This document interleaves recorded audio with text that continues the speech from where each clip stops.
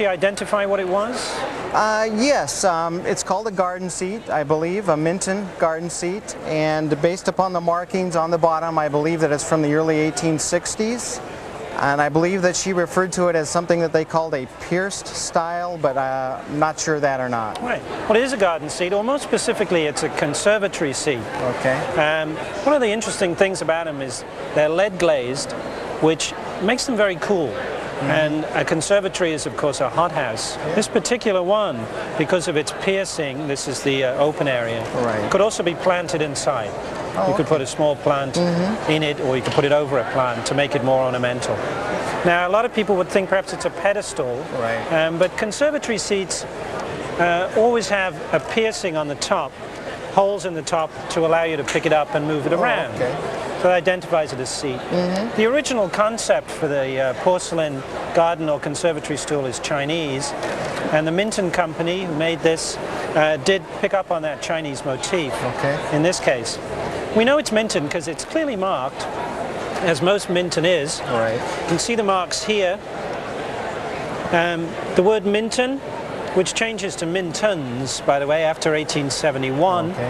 And just above it is a device which is a date code for 1863. So you're right, it is from the early 1860s.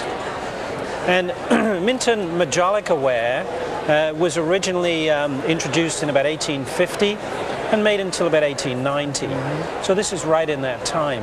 And it's got all the right ingredients to be a valuable piece of Minton Majolica. It's in great condition, has beautiful colors. It's a garden stool which people like. As far as the value goes, Majolica is as valuable today as it's ever been, and really more so than any other time. For a good one like this, I would say it would be worth at least $4,000. Oh, fantastic. And perhaps as much as $6,000. Yeah, fantastic. Great piece. I would have guessed several thousand, but that's more than I anticipated. No, it's a really nice example of a Minton. I like to call them conservatory stools or conservatory seats.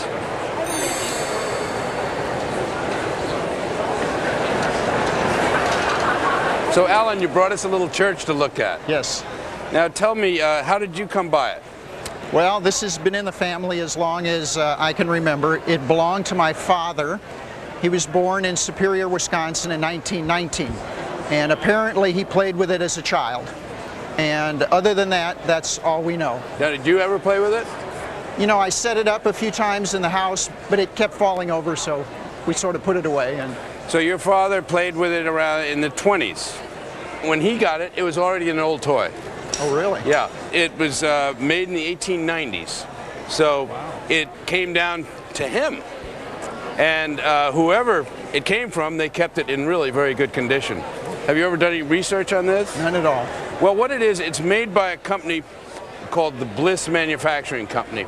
And their specialty was lithographed paper on wood, which is what this is. These are all pieces of wood with brightly colored lithographed paper applied. And it's a major category of toys that are very desirable today to modern collectors. This is one of two churches that were made. Bliss made this one, and it's the more elaborate of the two churches that are made.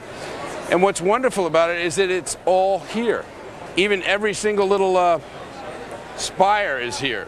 These are often missing.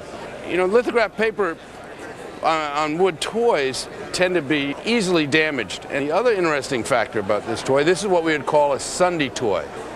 Each one of these blocks illustrates a story from the Bible. He would only play with it on Sunday? That was the story. I don't know. As you found out, it's not that easy to play with because it's hard to put together. And the other interesting thing I think is fascinating is that it all comes apart, as you know, and disassembles, and then it all gets put back. This is the box it comes in. And there's the name Bliss. Did it have a cover? It's there hollow was a on cover. the bottom? Everything got fit in there, and there would have been a sliding top. Oh, okay. Well, as I say, this is a better than average example, rare with all the original pieces. I would say on today's market at auction, I would expect this toy to easily bring $2,000 to $3,000. Are you kidding me? So you got a real treasure here. Oh, wow. Well, it belonged to my father, so it's worth a lot more than that. My father brought it back from Austria.